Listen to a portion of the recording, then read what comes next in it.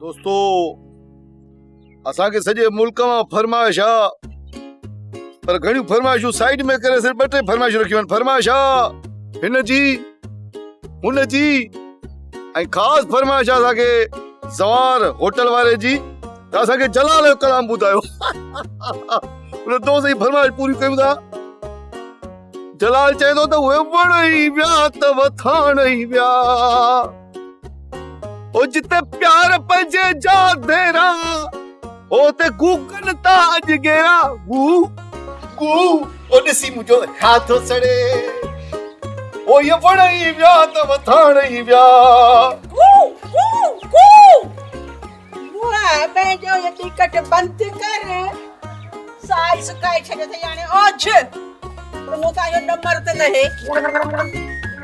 ओ वाह हे लगे मोआ कोन सुकरंदे हाय हाय सजो दी पक लगी पई ते ओ लगी पई त या आ चमे थी उनाड़ पंजी हाने बंद कर पंजो ओझ भरोज आ तू मोता को नंबर लहे मां ओ मुजी जीजल मां ओ मुजी धूतड़ी मां एड़ो हशर कंदी सही जो बस गान धोती हुंदी तुझी मुंजो मतलब है बियूं के ओ मुजी जीजल बिचापड़ी मां हे खबर है खान बहादुर तुझी दाद जो दाद फरियाद कयो या अरे नड़े अब्बा तो क्या खबर काने दुनिया केंची है आई जेके सरसी वारा हुंदा आहिनि उन्हनि जी सॼी दुनिया है यो बेवा माई गरीबड़ी माई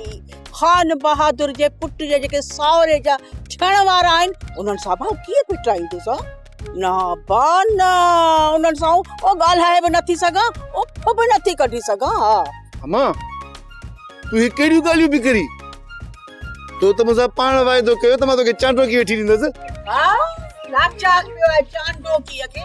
जो तो सां शादी कंदी ऐं अञा त सिंगियूं जेके आहिनि से कपड़नि सां धोगी हा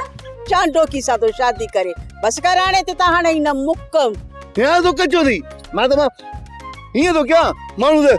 हीअं कढंदा आहिनि बस छोरा आ तो कचो करी वाय लगे तो छोरा तो सां तो बेहण भी ख्वारी आ अम्मा मूं ॿुधो आहे त कांव आऊं अहिड़ी आहियां छा हा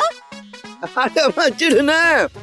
वो चवणी आहे दुनिया जी चवणी आहे वो चवंदा न आहिनि त कांव खे पंहिंजो बच्चो मिठो हूंदो आहे तोखे भला पंहिंजो गामू कीअं थो लॻे हे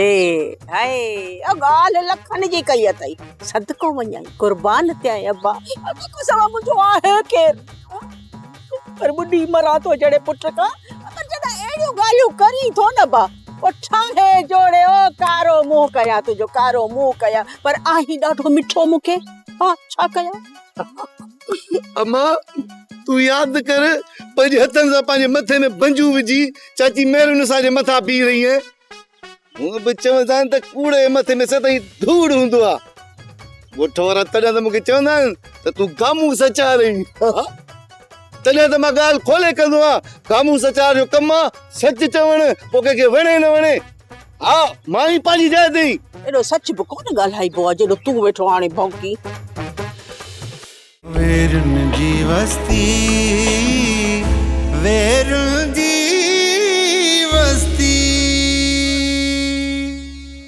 सब्सक्राइब कयो असांजो ऑफिशियल YouTube चैनल सिन टीवी HD ड्रामा ऐं वधीक अपडेट लाइ बेल आइकन खे क्लिक करियो।